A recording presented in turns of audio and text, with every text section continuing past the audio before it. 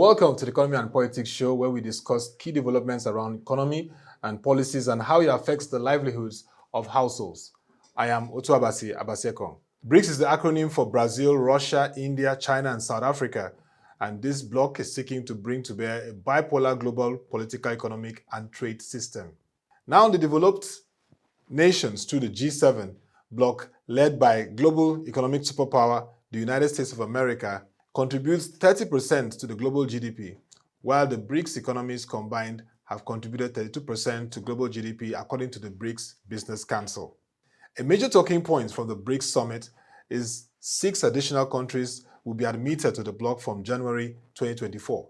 They are Saudi Arabia, Iran, Egypt, Ethiopia, Argentina, and the United Arab Emirates. Nigeria, Africa's most populated country and largest economy, was not invited. It has raised a lot of debate across the country and global community. Even though the criteria for joining BRICS is not explicitly stated, Nigeria has been attending the various summits expecting an invitation, and some analysts believe it could be an opportunity for Nigeria to take the bold step of economic transformation. On the other hand, there is the M.I.N.T, an acronym still coined by Jim O'Neill, an economist. It means Mexico, Indonesia, Nigeria, and Turkey. This is another strategic bloc that can disrupt the existing global economic and trade structure if explored. To discuss Nigeria, BRICS, and the pathway for M.I.N.T expansion, I have joining me virtually Mr. Kalu Aja, a financial analyst. Thank you for joining the show. How are you doing, sir? Nice to be here again. Thank you so much for the invite. Very well. So let me begin by asking you, is it a big deal that Nigeria was not invited into the BRICS bloc? What does this mean for our geopolitical positioning? Well, personally, it's disappointing that we're not amongst those to be invited to join in January. We had indicated interest, informal or interest to join, and perhaps we didn't push it hard enough, or we didn't take it as a priority. So we were not included right now. In terms of optics, it does raise a question how the largest economy in Africa that is getting the bulk of its investments from China and trades with its largest partner, i.e. India, is not included in an arrangement like this. So those optics look funny when Ethiopia and Egypt are there and we are not there. So hopefully we can try to then do bilateral deals with all those nations to assuage the loss of investments or loss of, communicate on a personal level with those markets. That's my personal view. I think we should have pushed harder. Perhaps the ball was dropped from the handover of the last administration to this new administration, but it's a good thing to join. There's nothing wrong with joining, and I think we're going to join later on, so we should have joined now. That's just my take. Okay, like you rightly said, we'll join later on. And even the Vice President, Senator Kashim Shettima, was in this last summit where he talked about partnerships with China and opportunities. But let's look quickly at what, of course, Mr. Jim O'Neill has coined the BRICS. He also conceptualized the M.I.N.T as a strategic bloc for Mexico, Indonesia, Nigeria, and Turkey. 9 years ago, it was in Lagos, and it was the FBN Capital Conference, but now FBN, that is FBN Quest. And he believed that Nigeria should gravitate towards the M.I.N.T. What is your take on this? Because, I mean, there's so much demand for countries. You just mentioned, and I would like the viewers know that, yes, adding Ethiopia and Egypt as the 2 additional African countries that joined the BRICS. That, of course, like you rightly said, put a very big concern for Nigeria's positioning. Well, so the M.I.N.T, as you know, it's more like he was looking at it on an economic terms. Who are the largest emerging nations outside of the G20? So, Mexico, Indonesia, Turkey, and of course, Nigeria. Those are the days when Nigeria was Africa rising, when GDP was at 6 to 9. Secondly, BRICS is more of the global south. So it's sort of like a counterweight to the Western-led G7, G20, OECD, things like that. Yeah. Mexico, even though you can term them to be south, global south in quote, not geographically in quote, they are too attached to the US market to really join anything that's going to affect their NAFTA or the US trade agreement that they have. They are too attached to that. Turkey seems to be playing both sides. They are with the Russian side, they are with the Western side. They are playing that game very, very well, just to be in the middle and to gain benefit of both of them. Indonesia is fully southern, right? So the main, to me, I think, is overtaken by geopolitics right now. The BRICS looks more of an economic bloc, where you will have combatants like India and China, but I've put that aside to become this economic bloc. So that's just my take. That means it's going to maybe go away because of geopolitical tensions, but BRICS has a better chance because it's more economically focused. But the point is this, right? If you have an association, pick any association you want to have, there has to be benefits to join. There has to be benefits to join. And when BRICS was created, who knew BRICS? No one knew BRICS. They now added an Asian Development Bank, the same way the World Bank and IMF African Development Bank come on board, So there is nothing in M.I.N.T for anyone to join. So again, Mexico, like I said, Mexico is tied up in its trade policies. Mexico can't have a new policy with anyone outside what they used to have previously called NAFTA. They really can't have Canada and US. Correct. They are locked into that market. So it's difficult for them to change policies to say they want to admit. It's not possible. You can't export things to, say, Mexico and all that without them breaking their NAFTA, formally NAFTA agreements. Turkey, yes, is a place you can go and build bilateral ties in because they have East and they are West. And Nigeria has a very, very good relationship with Turkey. I would go for Turkey. I would go for Indonesia, like you said. Maybe I.N.T is more like it.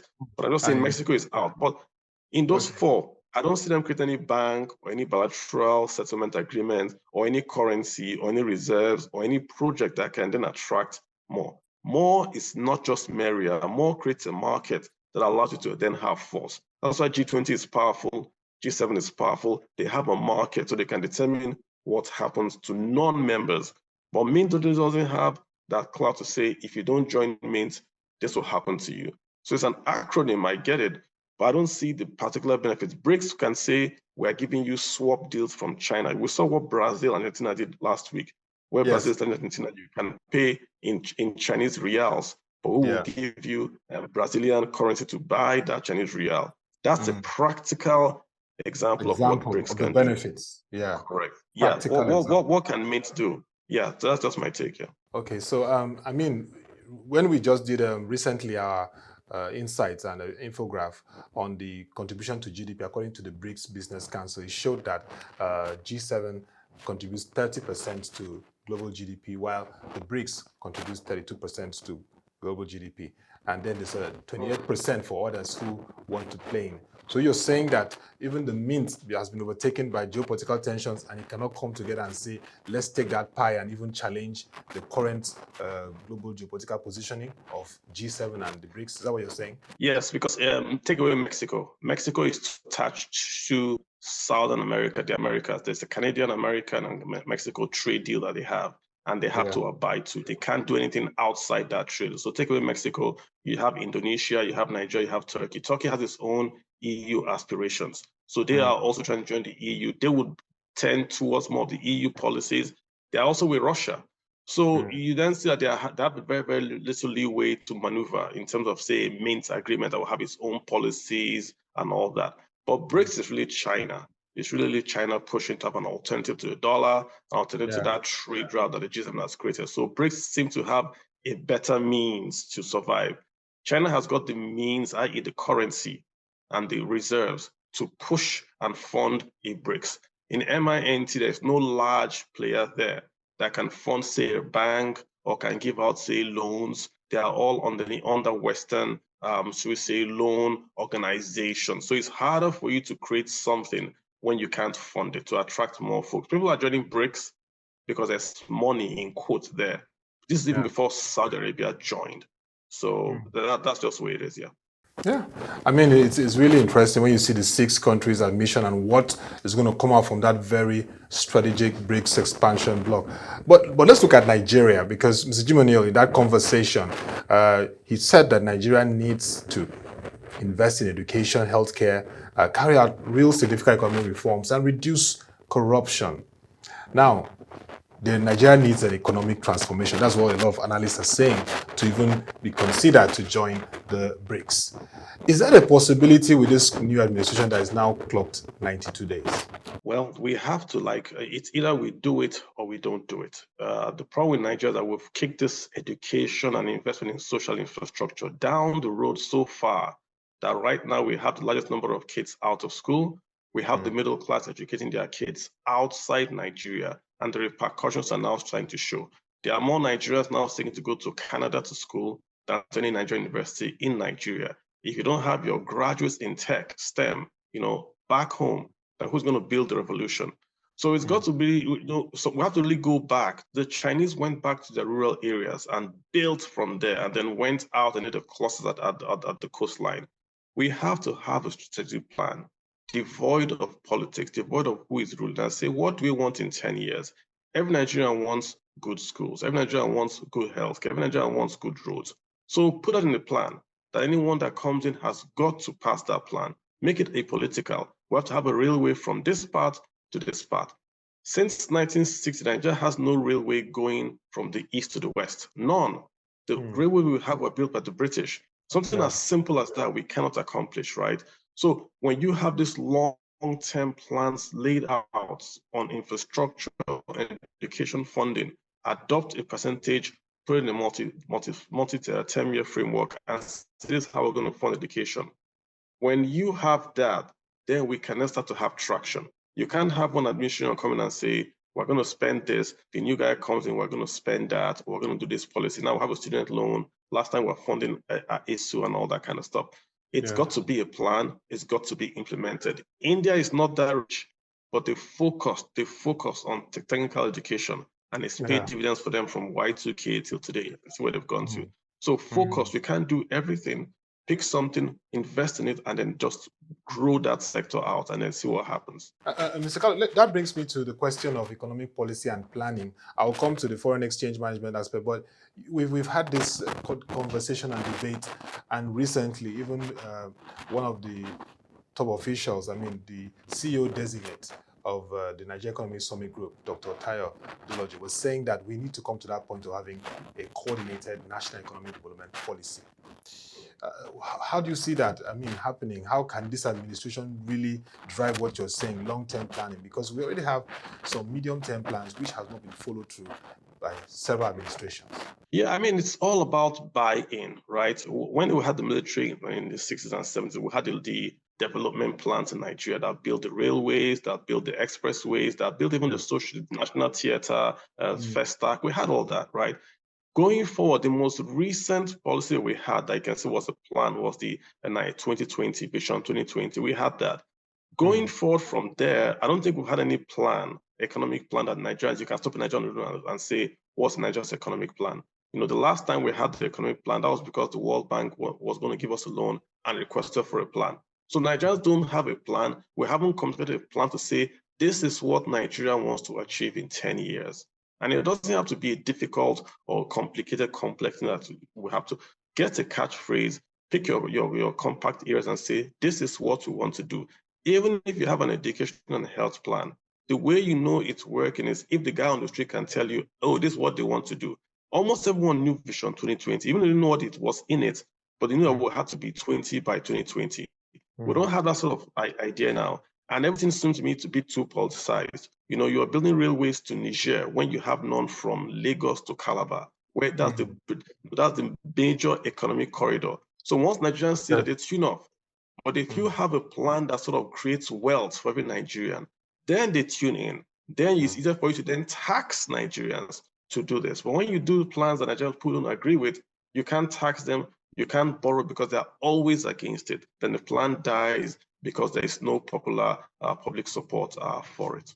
Yeah, that's very clear. And hopefully in the next 29th Nigeria Economic Summit coming up in October, we should be able to see that coordination more. I know that there's a 2050 plan, but again, like you said, you need to create that awareness, let Nigerians know that there's something on the ground that we can really work towards achieving inclusive growth. So I talked about the foreign exchange management approach. We now have the cabinet in place. You talked about it on social media. You have Mr. Wale Edun, the finance minister and coordinating minister of the economy. You also have the Minister of Industry, Trade and Investment, Dr. Doris Anite, and of course, the Minister of Budget and Economic Planning, His Excellency Atiku Bagudu. Looking at our foreign exchange management at this point, it needs to restore confidence for investors to come on board. What steps needs to be taken? You have the acting governor of the Central Bank of Nigeria, of course, Mr. Fola Shade Shonubi. There is this concern, fine, it's liberalized, but yet we're not attracting that investment. And of course, you've seen what JP Morgan talked about, the real net reserves ranging from $3.7 to $4 billion. ProShare wrote about all of this. And of course, there's still debate on our real net reserves. CBN has said there's no cause for alarm. What's your take on what we need to do to restore confidence in the markets? Okay, the answer is easier for us today because we now have a better idea of the reserves.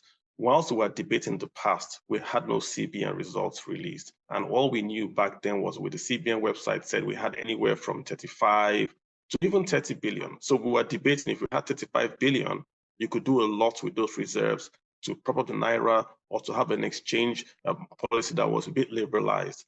Now, we know it's about 4 billion. So the options are now very limited. We cannot defend the currency, which means we can't have a peg at the CBN because we have no reserves to maintain that peg. So then what should we do? Obviously, we should devalue the Naira, obviously, because we have no other option. What kind of devaluation? The CBN wants to do a crawling peg, no managed flow devaluation. That's fine. If you want to do that, why you retain the 44 items in the devalued system? Once you do that, it's no longer a free market. So what do Nigerians do? They go to the P2P, they go to the Bureau de Trade, the black market. That's why they're going there. And you have the arbitrage between the black market itself and the liberalized, in quote, CBN market. If you take away the 44 items and you say, Nigerians, if you want to import pure water, it's your dollars, go ahead and do it. One, you would waste FX, but two, you would attract FX. So the net effect should be positive because after a while, Nigerians will say we can't afford to drink imported pure water. The market will speak and those items that are imported will drop off, then import substitution will then kick in. That's what needs to happen. Right now, we're still subsidizing those 46 items that are banned because they can't go to the CBN to get dollars. So they are still somehow, locking around the inefficiencies in the system. If you make the market completely open, then those things that are expensive, Nigerians would no longer be able to afford them. Have you noticed the cries now on social media about foreign education? It has to happen because we've subsidized foreign education by keeping a strong Naira. So now that the Naira is now 900, not everybody can school abroad. So what needs to happen is we have to then come back and fix primary and secondary education in Nigeria as an alternative. In the past, if you had 300 foreign Naira to $1, you send your kids abroad, any abroad, and they go to school. But now that has to change. So take away those 44 items, make the market completely liberal, let the market determine what should be imported and then what, of course, can be exported. That's my take on that. Yes, Mr. Kalu, but a lot of Nigerians who still want to go school abroad, get exposure. But I get your point that if you look at the crawling peg, of course, managed floats, but of course, devaluing the Naira. That's a very big statement you've made about what we must do to address our current foreign exchange challenge because we need the There is no option. To be clear, there is no option. If you have 4 billion, you can't maintain a peg. If you can't afford to go to school abroad, you can't afford to go to school abroad. Yeah. Well, like you rightly said, everyone, you have to fund what you want to do, but of course, it's very important that we have that stability, that clarity, which we're now beginning to see, like you said. But let's get your thoughts on the recent economic data of the labor force survey. That's the new survey by the National Bureau of Statistics. It shows our unemployment rates for the first quarter of 2023 is 4.1%. And of course, our GDP figures came out 2.51%, showing some steady growth, though there are real challenges and opportunities for us to unlock more growth across the economy. How do you assess the economy based on these two key data that came out and what we must do to drive growth across the economic sectors? Yeah, so two questions there. One, the labor report that came out is a bit, should we say, it startled Nigerians to see that only 4 Nigerians are unemployed. There's no Nigerian that doesn't have a relative or a ward looking for a job for more than a year. That's a fact. MBS has said the methodology says their numbers are correct, and they are right. By that methodology, they are correct. But when you imagine if a guy wrote you a proposal and said, I'd like to go into a market and 96% of Nigerians in this market are employed, nobody will give him funds because that report is dead on its face. They'll tell you the data doesn't speak to what you're trying to achieve. But he's getting his data from the Nigerian Bureau of Statistics. This is the problem. So I think what the NBS should do is maybe have three reports on employment, pick three different methods: best case, middle case, worst case. So Nigerians can say, well, the average is this. If you use one hour a week, you get this answer. If you use 4 hours a week, you get this answer. But there's no way any serious economic policy can be done saying that Nigerians that are all leaving the country to look for jobs are only 4% unemployed. That's not going to fly. So NBS has to go back and bring out something else to attach on that.